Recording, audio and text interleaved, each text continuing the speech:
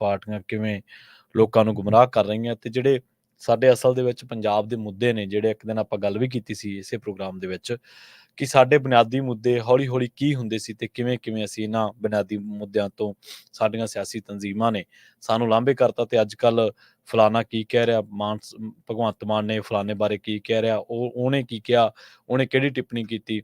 ਸੋ ਇੱਕ ਬੜਾ ਮਾੜਾ ਜਿਹਾ ਲੈਵਲ ਅਸੀਂ ਜਿਹੜਾ ਸਾਡੀ ਰਾਜਨੀਤੀ ਦਾ ਦੇਖ ਰਹੇ ਹਾਂ, ਜਿਹੜਾ ਕਿ ਨਹੀਂ ਸੀ ਹੋਣਾ ਚਾਹੀਦਾ। ਅੱਜ ਪੰਜਾਬ ਦੇ ਹੀ ਅਹਿਮ ਮੁੱਦਿਆਂ ਦੇ ਵਿੱਚੋਂ ਜਿਹੜਾ ਇੱਕ ਬਹੁਤ ਵੱਡਾ ਮੁੱਦਾ ਹੈ ਔਰ ਉਹਨੂੰ ਦਰਕਿਨਾਰ ਕਰ ਚੁੱਕੀਆਂ ਨੇ ਸਾਡੀਆਂ ਪਾਰਟੀਆਂ, ਸਾਡੀਆਂ ਸਿਆਸੀ ਧਿਰਾਂ, ਉਹ ਮੁੱਦਾ ਬੇਅਦਬੀ ਦਾ। ਗੁਰੂ ਸਾਹਿਬ ਦੀ ਬੇਅਦਬੀ ਦੇ ਮਾਮਲੇ ਜਿਹੜੇ ਕਿ 2015 ਦੇ ਵਿੱਚ ਵਾਪਰੇ। ਉਹਨਾਂ ਮਾਮਲਿਆਂ ਦੇ ਵਿੱਚ ਬਹੁਤ ਸਾਰੇ ਲੋਕਾਂ ਨੇ ਅਕਾਲੀ ਦਲ ਦੇ ਰਾਜ ਦੇ ਵਿੱਚ ਤਸ਼ੱਦਦ ਝੱਲਿਆ, ਕਿਉਂਕਿ ਇੱਕ ਪਾਸੇ ਤਾਂ ਆਮ ਲੋਕ ਸੀਗੇ ਜਿਨ੍ਹਾਂ ਨੇ ਜੇ ਆਪਣੀ ਗੱਲ ਵੀ ਰੱਖਣੀ ਹੈ ਤਾਂ ਉਹਨਾਂ ਨੂੰ ਵਕੀਲ ਕਰਨਾ ਪੈਂਦਾ ਕੋਰਟ ਦੇ ਵਿੱਚ। ਔਰ ਇਹ ਆਪਾਂ ਨੂੰ ਪਿੰਡਾਂ ਦੇ ਵਿੱਚ ਰਹਿੰਦਿਆਂ ਨੂੰ ਪਤਾ ਵੀ ਹਰ ਬੰਦੇ ਨੂੰ ਵਕੀਲ ਕਰਨਾ ਕਿੰਨਾ ਔਖਾ ਹੈ। ਜੇਕਰ ਕੋਈ 5-6 ਕਿੱਲਿਆਂ ਵਾਲਾ ਜ਼ਿਮੀਂਦਾਰ ਆ, ਕੋਈ ਭਾਵੇਂ 10 ਕਿੱਲਿਆਂ ਵਾਲਾ ਵੀ ਜ਼ਿਮੀਂਦਾਰ ਹੈ, ਜੇਕਰ ਉਹਨੇ ਕੋਰਟ ਦੇ ਵਿੱਚ ਜ਼ਿਰਾ ਕਰਨੀ, ਪਹਿਲੀ ਗੱਲ ਤਾਂ ਪੁਲਿਸ ਦੇ ਨਾਲ ਨਜਿੱਠਣ ਦੇ ਲਈ ਤੁਹਾਨੂੰ ਵਕੀਲ ਤੱਕ ਜਾਣ ਹੀ ਨਹੀਂ ਦਿੱਤਾ ਜਾਂਦਾ। ਇੱਥੇ ਇਹ ਜਿਹਾ ਨਿਜ਼ਾਮ ਹੈ ਜਿਹੜਾ ਇੱਕ ਏਐਸਆਈ ਜਾਂ ਕੋਈ ਹੋਰ ਕੋਈ ਹੌਲਦਾਰ ਜਾਂ ਜੋ ਵੀ ਹੈ, ਉਹ ਆਪ ਹੀ ਤੈਅ ਕਰ ਲੈਂਦਾ ਹੈ। ਉਹ ਆਪ ਹੀ ਕਾਨੂੰਨ ਆ, ਆਪ ਹੀ ਅਦਾਲਤ ਹੈ ਕਿ ਮੈਂ ਕਿਹੜੇ ਬੰਦੇ ਨੂੰ ਪਿੰਡ 'ਚੋਂ ਚੱਕਣਾ, ਉਹ ਤੋਂ ਕੀ ਬਿਆਨ ਦਿਵਾਉਣੇ ਆ ਤੇ ਉਸ ਤੋਂ ਬਾਅਦ ਉਹਦੇ ਨਾਲ ਕਰਨਾ ਕੀ ਹੈ। ਇਹ ਮਤਲਬ ਇਹ ਨੀਗਾ ਕਿ ਕਾਨੂੰਨੀ ਪ੍ਰਕਿਰਿਆ ਕਿ ਮੰਨ ਲਓ ਇੱਥੋਂ ਦੇ ਨਿਜ਼ਾਮ ਦੇ ਮੁਤਾਬਕ ਕਿ ਕੋਈ ਆਊਗਾ ਜਾਂਚ ਅਧਿਕਾਰੀ ਜਾਂ ਆਈਓ ਇਨਵੈਸਟੀਗੇਸ਼ਨ ਆਫਿਸਰ ਤੇ ਉਹ ਤੁਹਾਡੇ ਤੋਂ ਪੁੱਛੂਗਾ ਕਿ ਬਈ ਹਾਂ ਦੱਸੋ ਤੁਸੀਂ ਆਪਣਾ ਪੱਖ-ਪੁੱਖ ਉੱਥੇ ਕੋਈ ਨੀਗਾ। ਆਪਾਂ ਦੇਖਿਆ ਸਾਰਿਆਂ ਨੇ, ਬਥੇਰੇ ਪਰਿਵਾਰ ਤਾਂ ਉੱਥੇ ਇਸ ਗੱਲ ਦੇ ਸਤਾਈ ਉਹਨਾਂ ਨੂੰ ਹਿਜਰਤ ਕਰਨੀ ਪਈ ਕਿਉਂਕਿ ਇਹ ਪੁਲਿਸ ਹੀ ਡਿਸਾਈਡ ਕਰਦੇ ਰਹੇ। ਮਾਫ਼ ਕਰਨਾ, ਮੈਂ ਸਾਰਿਆਂ ਨੂੰ ਨਹੀਂ ਕਹਿੰਦਾ, ਪਰ ਇਸੇ ਫੋਰਸ ਦੇ ਵਿੱਚੋਂ ਬਹੁਤ ਵੱਡੀ ਧਿਰ ਕਹਿ ਰਿਹਾ ਮੈਂ, ਔਰ ਬੜੇ ਇਹ ਵਿਸ਼ਵਾਸ ਦੇ ਨਾਲ ਤੇ ਬੜੇ ਭਰੋਸੇ ਦੇ ਨਾਲ ਕਹਿਣਾ, ਕਿਉਂਕਿ ਇਹਨਾਂ ਦੇ ਵਿੱਚੋਂ ਵਰਦੀਧਾਰੀ ਕਾਲੀਆਂ ਭੇਡਾਂ ਨੇ ਸਾਡੇ ਪੰਜਾਬ ਦਾ ਨੁਕਸਾਨ ਕਰਨ 'ਚ ਕੋਈ ਕਸਰ ਨਹੀਂ ਬਾਕੀ ਛੱਡੀ। ਹਾਂ, ਚੰਗੇ ਲੋਕ ਵੀ ਹੈਗੇ ਨੇ, ਉਹਨਾਂ ਦੇ ਵਿੱਚੋਂ ਇੱਧਰ ਵੀ ਬਥੇਰੇ ਸੈੱਟ ਨੇ, ਇਹ ਨੀਗਾ ਸਾਰੇ ਨਹੀਂ ਮਾੜੇ ਹੁੰਦੇ, ਕਿਤੇ ਵੀ ਨਹੀਂ ਮਾੜੇ ਹੁੰਦੇ, ਪਰ ਜਿਹੜੇ ਬਹੁ ਗਿਣਤੀ ਸੀ ਕਿਉਂਕਿ ਉਹਨਾਂ ਦੇ ਹੱਥ ਦੇ ਵਿੱਚ ਪਾਵਰਾਂ ਰਹੀਆਂ, ਉਹ ਜਦੋਂ ਗੱਡੀ ਨੂੰ, ਮੋਟਰਸਾਈਕਲ ਨੂੰ ਕਿੱਕ ਮਾਰਦੇ ਆ ਥਾਣੇ ਦੇ ਵਿੱਚੋਂ ਤੁਰਨ ਲੱਗੇ, ਉੱਥੋਂ ਹੀ ਡਿਸਾਈਡ ਕਰ ਲੈਂਦੇ ਆ ਕਿ ਫਲਾਣੇ ਬੰਦੇ ਨੂੰ ਚੱਕਣਾ, ਉਹ ਤੋਂ ਆਹ ਬਿਆਨ ਦਿਵਾਉਣੇ ਆ, ਉਸ ਤੋਂ ਬਾਅਦ ਆਹ ਪਰਚਾ ਪਾਉਣਾ, ਜੇ ਉਹਨੇ ਆਹ ਬਿਆਨ ਨਾ ਦਿੱਤੇ ਤਾਂ ਆਹ ਕਰਨਾ। ਪਲਾਨ ਬੀ ਵੀ ਤਿਆਰ ਉੱਥੇ ਹੀ ਤੇ ਪਲਾਨ ਏ ਵੀ ਤਿਆਰ।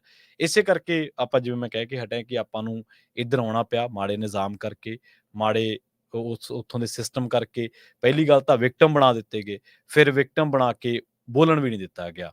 ਸੋ ਹੱਕ ਦੀ ਗੱਲ ਕਰਨੀ ਤਾਂ ਦੂਰ, ਆਪਾਂ ਅੰਮ੍ਰਿਤਸਰ ਦਾ ਸਟੇਸ਼ਨ ਇੱਕ ਗਾਣਾ ਆਇਆ ਰਣਜੀਤ ਬਾਵੇ ਦਾ, ਉਹ ਕਹਿੰਦੇ ਸਾਨੂੰ ਲਾਸ਼ਾਂ ਵੀ ਨਹੀਂ ਦਿੰਦੇ, ਹੱਕ ਦੀ ਗੱਲ ਕਿਹਦੇ ਕੋਲੇ ਕਰੀਏ, ਸਾਨੂੰ ਤਾਂ ਲਾਸ਼ਾਂ ਵੀ ਨਹੀਂ ਦਿੰਦੇ। ਸੋ ਖੈਰ, ਪੰਜਾਬ ਦਾ ਇੱਕ ਇਹੋ ਜਿਹਾ ਪਿੰਡ ਆ, ਅੱਜ ਇੱਕ ਬਹੁਤ ਵਧੀਆ ਰਿਪੋਰਟ, ਰਿਸਰਚ ਬੇਸਡ ਰਿਪੋਰਟ ਹੈ, ਚਰਨਜੀਤ ਭੁੱਲਰ ਜਿਹੜੇ ਕਿ ਬੜੇ ਵਧੀਆ ਪੱਤਰਕਾਰ ਨੇ ਔਰ ਬੜੀ ਪੰਜਾਬ ਦੇ ਗਰਾਊਂਡ ਲੈਵਲ ਤੇ ਜੇਕਰ ਕੋਈ ਪੱਤਰਕਾਰਾਂ ਦੇ ਵਿੱਚੋਂ ਕੋਈ ਕੰਮ ਕਰ ਰਹੀਆਂ ਧਿਰਾਂ ਨੇ ਜਾਂ ਉਹ ਕੰਮ ਕਰ ਰਹੇ ਲੋਕ ਨੇ, ਤਾਂ ਉਹਨਾਂ ਦੇ ਵਿੱਚੋਂ ਇਹ ਇੱਕ ਨੇ ਜਿਨ੍ਹਾਂ ਦੀਆਂ ਰਿਪੋਰਟਾਂ ਪੜ੍ਹਨ ਲਾਇਕ ਹੁੰਦੀਆਂ ਨੇ ਤੇ ਡਿਫਰੈਂਟ ਆਈਡੀਆ ਤੋਂ ਹੁੰਦੀਆਂ ਨੇ। ਬੁਰਜ ਜਵਾਹਰ ਸਿੰਘ ਵਾਲਾ ਪਿੰਡ ਫਰੀਦਕੋਟ ਜ਼ਿਲ੍ਹੇ ਦਾ ਪਿੰਡ ਹੈ ਤੇ ਫਰੀਦਕੋਟ ਹੀ ਲੋਕ ਸਭਾ ਹਲਕੇ ਦੇ ਵਿੱਚ ਇਹ ਪਿੰਡ ਪੈਂਦਾ। ਉਹ ਕਹਿੰਦੇ ਕਿ ਹੁਣ ਬੁਰਜ ਜਵਾਹਰ ਸਿੰਘ ਵਾਲਾ ਸਾਰੀਆਂ ਸਿਆਸੀ ਧਿਰਾਂ ਨੂੰ ਇੱਕੋ ਤੱਕੜੀ ਦੇ ਵਿੱਚ ਤੋੜ ਰਿਹਾ। ਪਿੰਡ ਦੇ ਲੋਕ ਖਫਾ ਨੇ ਤੇ ਲੋਕਾਂ ਦੇ ਵਿੱਚ ਰੋਸ ਵੀ ਹੈ ਕਿ ਜਦੋਂ ਔਖੀ ਘੜੀ ਆਈ ਸੀ ਉਦੋਂ ਕਿਸੇ ਨੇ ਬਾਂਹ ਨਾ ਫੜੀ। ਹੁਣ ਜਦੋਂ ਚੋਣਾਂ ਆਈਆਂ ਤਾਂ ਸਿਆਸੀ ਨੇਤਾ ਪਿੰਡ ਦੇ ਗੇੜੇ ਕੱਢਣ ਲੱਗੇ ਨੇ। ਸਮੁੱਚਾ ਪਿੰਡ ਹੁਣ ਸਿਆਸੀ ਧਿਰਾਂ ਦੇ ਨਾਲ ਹਿਸਾਬ ਕਿਤਾਬ ਬਰਾਬਰ ਕਰਨ ਦੇ ਰੌਂ ਦੇ ਵਿੱਚ ਹੈ। ਫਰੀਦਕੋਟ ਦਾ ਇਹ ਪਿੰਡ ਉਦੋਂ ਸੁਰਖੀਆਂ ਦੇ ਵਿੱਚ ਆਇਆ ਸੀ ਜਦੋਂ 1 ਜੂਨ 2015 ਨੂੰ ਇੱਥੋਂ ਦੇ ਗੁਰੂ ਘਰ ਦੇ ਵਿੱਚੋਂ, ਗੁਰਦੁਆਰਾ ਸਾਹਿਬ ਦੇ ਵਿੱਚੋਂ ਗੁਰੂ ਗ੍ਰੰਥ ਸਾਹਿਬ ਜੀ ਦੇ ਸਰੂਪ ਚੋਰੀ ਹੋ ਗਏ ਸਨ। ਉਸ ਮਗਰੋਂ ਉਹ ਕਈ ਤਰ੍ਹਾਂ ਦੇ ਮਾਨਸਿਕ ਤੇ ਸਰੀਰਕ ਸੰਕਟਾਂ ਦੇ ਵਿੱਚੋਂ ਲੰਘਿਆ। ਗੁਰੂ ਗ੍ਰੰਥ ਸਾਹਿਬ ਜੀ ਸਾਰੀ ਲੋਕਾਈ ਦੇ ਗੁਰੂ ਸਾਹਿਬ ਨੇ, ਉਹਨਾਂ ਦਾ ਬਹੁਤ ਸਤਿਕਾਰ ਹੈ। ਇਹ ਨਹੀਂ ਇਕੱਲੇ ਸਿੱਖਾਂ ਦੇ ਵਿੱਚ ਹੀ, ਉਹਨਾਂ ਦਾ ਦੂਜੇ ਫਿਰਕਿਆਂ ਦੇ ਵਿੱਚ, ਹਿੰਦੂਆਂ ਦੇ ਵਿੱਚ, ਹੋਰ ਫਿਰਕਿਆਂ ਦੇ ਵਿੱਚ ਵੀ ਬਹੁਤ ਸਤਿਕਾਰ ਹੈ ਤੇ ਲੋਕ ਅਦਬ ਕਰਦੇ ਨੇ। ਜਦੋਂ ਤੁਸੀਂ ਪਿੰਡਾਂ ਦੇ ਵਿੱਚ ਵੀ ਦੇਖੋਗੇ ਨਾ, ਜਦੋਂ ਅਕਸਰ ਕਹਿ ਦਿੰਦੇ ਕਿ ਮਹਾਰਾਜ ਦੀ ਸਵਾਰੀ ਆ ਰਹੀ ਹੈ, ਉਹ ਪਿੰਡਾਂ ਦੇ ਵਿੱਚ ਭਾਵੇਂ ਕੋਈ ਪੱਠੇ ਵੱਢਣ ਜਾ ਰਿਹਾ ਬੰਦਾ, ਭਾਵੇਂ ਕੋਈ ਸਕੂਲ ਜਾ ਰਿਹਾ ਜਵਾਕ, ਭਾਵੇਂ ਕੋਈ ਕੰਮ ਧੰਦੇ ਨੂੰ ਜਾ ਰਿਹਾ, ਕੋਈ ਖੇਤ ਨੂੰ ਪਾਣੀ ਲਾਉਣ ਜਾ ਰਿਹਾ, ਜਦੋਂ ਉਹਨੂੰ ਪਤਾ ਲੱਗ ਜੇ ਕਿ 5-7 ਬੰਦੇ ਆ ਰਹੇ ਆ ਤੇ ਮਹਾਰਾਜ ਆ ਰਹੇ ਆ, ਮਹਾਰਾਜ ਨੂੰ ਲਿਆਂਦਾ ਜਾ ਰਿਹਾ, ਤੇ ਉਦੋਂ ਫਿਰ ਉਹ ਖੜ ਜਾਂਦਾ ਆਪਦੇ ਸਾਈਕਲ ਤੋਂ, ਆਪਦੇ ਟਰੈਕਟਰ ਨੂੰ ਪਾਸੇ ਲਾ ਕੇ, ਆਪਦੇ ਹੋਰ ਕਾਰ ਗੱਡੀ ਨੂੰ ਉਹ ਪਾਸੇ ਲਾ ਕੇ ਖੜ ਜਾਂਦਾ ਅਦਬ ਦੇ ਵਿੱਚ, ਸਿਰ ਢੱਕ ਲੈਂਦਾ ਤੇ ਪੈਰਾਂ ਦੇ ਵਿੱਚ ਜੋ ਵੀ ਜੋੜਾ ਜੁੱਤੀ ਚੱਪਲਾਂ ਜੋ ਪਾਈਆਂ ਹੁੰਦੀਆਂ ਉਹਨੂੰ ਲਾਹ ਦਿੰਦਾ ਉਹ ਬੰਦਾ। ਇਹ ਇੰਨਾ ਸਤਿਕਾਰ ਹੈ ਗੁਰੂ ਸਾਹਿਬ ਦਾ। ਸੋ ਉੱਥੋਂ ਕੀ ਹੋਇਆ ਕਿ ਉਸ ਤੋਂ ਬਾਅਦ ਪਿੰਡ ਦੇ ਵਿੱਚੋਂ ਕਈ ਤਰ੍ਹਾਂ ਪਿੰਡ ਨੂੰ ਮਾਨਸਿਕ ਤੇ ਸਰੀਰਕ ਸੰਕਟਾਂ ਦੇ ਵਿੱਚੋਂ ਲੰਘਣਾ ਪਿਆ। ਇੱਕ ਸਮਾਂ ਇਹ ਵੀ ਆਇਆ ਜਦੋਂ ਡੇਰਾ ਸਿਰਸਾ ਦੇ ਪਿੰਡ ਵਿਚਲੇ ਪ੍ਰੇਮੀ ਗੁਰਦੇਵ ਸਿੰਘ ਦਾ ਦੁਕਾਨ ਤੇ ਕਤਲ ਹੋ ਗਿਆ ਸੀਗਾ। ਪਿੰਡ ਦੇ ਵਿੱਚ ਕਰੀਬ 1.5 ਦਰਜਨ ਪ੍ਰੇਮੀਆਂ ਦੇ ਘਰ ਸੀਗੇ, ਮੁਸੀਬਤਾਂ ਦਾ ਪਹਾੜ ਪਿੰਡ ਤੇ ਟੁੱਟਿਆ। ਹੁਣ ਪ੍ਰੇਮੀ ਦਾ ਤਾਂ ਕਤਲ ਹੋ ਗਿਆ ਗੁਰਦੇਵ ਸਿੰਘ ਦਾ, ਉਸ ਤੋਂ ਬਾਅਦ ਜਿਹੜੇ ਗੁਰੂ ਘਰ ਦੇ ਗ੍ਰੰਥੀ ਨੇ ਬਾਬਾ ਗੋਰਾ ਸਿੰਘ ਉਹਨਾਂ ਨੂੰ ਕਹਿੰਦੇ ਆ, ਉਹਨਾਂ ਦੇ ਅੱਜ ਵੀ ਚੀਸ ਪੈਂਦੀ ਹੈ। ਉਹ ਕਹਿੰਦੇ ਮੈਨੂੰ ਪੁਲਿਸ ਦਾ ਤਸ਼ੱਦਦ ਹੀ ਨਹੀਂ ਭੁੱਲਿਆ। ਪਿੰਡ ਦੇ ਵਿੱਚ ਹੀ ਰਣਜੀਤ ਸਿੰਘ ਨਾਂ ਦੇ 2 ਬੰਦੇ ਆ ਜਿਨ੍ਹਾਂ ਨੂੰ ਪੁਲਿਸ ਨੇ ਇੰਨਾ ਕੁੱਟਿਆ, ਅੱਜ ਵੀ ਉਹ ਠੀਕ ਤਰ੍ਹਾਂ ਤੁਰ ਨਹੀਂ ਸਕਦੇ। ਅੱਜ ਵੀ ਜੇਕਰ ਉਹਨਾਂ ਨੇ ਸਰੀਰਕ ਕੋਈ ਕਿਰਿਆ ਕਰਨੀ ਹੈ ਤਾਂ ਉਹਨਾਂ ਤੋਂ ਤੁਰਿਆ ਨਹੀਂ ਜਾਂਦਾ। ਇਸੇ ਤਰ੍ਹਾਂ ਹਰਬੰਸ ਸਿੰਘ ਨੂੰ ਪੁਲਿਸ ਤਸ਼ੱਦਦ ਅੱਜ ਵੀ ਯਾਦ ਹੈ। ਪਿੰਡ ਦੇ ਵਾਸੀ ਨੇ ਸ਼ਮਸ਼ੇਰ ਸਿੰਘ, ਉਹ ਕਹਿੰਦੇ ਕਿ ਪਿੰਡ ਨੂੰ ਨਿਆਂ ਤਾਂ ਕੀ ਮਿਲਣਾ ਸੀਗਾ, ਉਲਟਾ ਪੁਲਿਸ ਨੇ ਪਿੰਡ ਨੂੰ ਇੱਕ ਟਹਿਰੇ ਦੇ ਵਿੱਚ ਖੜਾ ਕਰ ਲਿਆ। ਸਮੁੱਚੇ ਪਿੰਡ ਦੇ ਵਿੱਚ ਸਹਿਮ ਤੇ ਖੌਫ ਦਾ ਮਾਹੌਲ ਬਣਿਆ ਰਿਹਾ। ਪਿੰਡ ਦੇ ਲੋਕਾਂ ਨੇ ਸਿਆਸੀ ਆਗੂਆਂ ਦੇ ਦਰਵਾਜ਼ੇ ਖੜਕਾਏ ਪਰ ਕਿਸੇ ਨੇ ਪਿੰਡ ਨੂੰ ਮੂੰਹ ਨਹੀਂ ਸੀ ਲਾਇਆ। ਪਿੰਡ ਦਾ ਸਤਵੀਰ ਸਿੰਘ ਹੀ ਆਖਦਾ ਕਿ ਉਹਨਾਂ ਨੇ ਸਭ ਕੁਝ ਆਪਣੇ ਪਿੰਡੇ ਤੇ ਹੰਢਾਇਆ। ਪਿੰਡ ਦਾ ਇੱਕ ਵਿਅਕਤੀ ਅੱਜ ਤੁਰਨ ਜੋਗਾ ਵੀ ਨਹੀਂ ਰਿਹਾ। ਜਦੋਂ ਗੁਰੂ ਘਰ ਦੇ ਵਿੱਚ ਪਿੰਡ ਦਾ ਗੇੜਾ ਲਾਇਆ ਗਿਆ ਤਾਂ ਗੁਰੂ ਘਰ ਦੇ ਵਿੱਚ ਨੌਜਵਾਨ ਗੱਤਕੇ ਦੀ ਸਿਖਲਾਈ ਲੈ ਰਹੇ ਸਨ।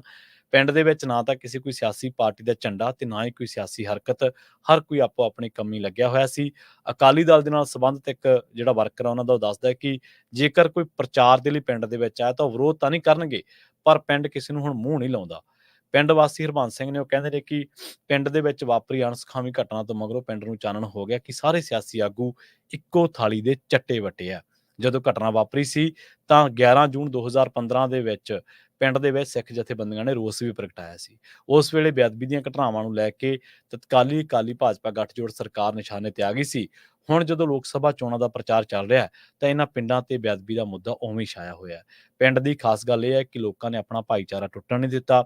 ਲੋਕਾਂ ਨੇ ਇਹ ਵੀ ਗਿਲਾ ਕੀਤਾ ਕਿ ਹੁਣ ਪਿੰਡ ਦੇ ਵਿੱਚ ਚਿੱਟੇ ਦੀ ਬਿਮਾਰੀ ਵੀ ਪ੍ਰਵੇਸ਼ ਕਰ ਗਈ ਹੈ। ਸਾਨੂੰ ਸਾਰਿਆਂ ਨੂੰ ਸਮਝਣਾ ਪੈਣਾ ਹੈ ਕਿ ਸਿਆਸੀ ਧਿਰਾਂ, ਚਾਹੇ ਕੋਈ ਕਾਂਗਰਸੀ ਹੈ, ਚਾਹੇ ਕੋਈ ਭਾਜਪਾਈ ਹੈ, ਚਾਹੇ ਕੋਈ ਆਮ ਆਦਮੀ ਪਾਰਟੀ ਵਾਲਾ, ਚਾਹੇ ਕੋਈ ਕਿਸੇ ਵੀ ਹੋਰ ਤਨਜ਼ੀਮ ਦਾ, ਉਹਨਾਂ ਨੇ ਆਪਣੇ ਸਿਆਸੀ ਹਿੱਤ ਮੂਹਰੇ ਰੱਖਣੇ ਆ। ਜਿਹੜੇ ਲੋਕ ਪਾਰਟੀਆਂ ਬਦਲਣ ਲੱਗੇ, ਜਿਨ੍ਹਾਂ ਪਾਰਟੀਆਂ ਦੇ ਵਿੱਚੋਂ ਜਿਨ੍ਹਾਂ ਪਾਰਟੀਆਂ ਨੇ ਉਹਨਾਂ ਨੂੰ ਟਿਕਟਾਂ ਦਿੱਤੀਆਂ, ਉਹਨਾਂ ਦੇ ਪਿਓਾਂ ਦਾਦਿਆਂ ਨੂੰ ਮੁੱਖ ਮੰਤਰੀ ਬਣਾਇਆ, ਵਜ਼ੀਰੀਆਂ ਦਿੱਤੀਆਂ, ਸਰਕਾਰੀ ਮਕਾਨ ਦਿੱਤੇ, ਉਹਨਾਂ ਨੇ ਉਹਨਾਂ ਪਾਰਟੀਆਂ ਨੂੰ ਛੱਡਣ ਲੱਗਿਆ 1 ਮਿੰਟ ਨਹੀਂ ਲਾਇਆ। ਦਹਾਕਿਆਂ ਤੋਂ ਉਹਨਾਂ ਦੀਆਂ ਚੌਧਰਾਂ ਬਰਕਰਾਰ ਹੈ ਤੇ ਲੋਕਾਂ ਦੇ ਕਿੱਥੋਂ ਸਕੇ ਹੋ ਜਾਣਗੇ ਉਹ।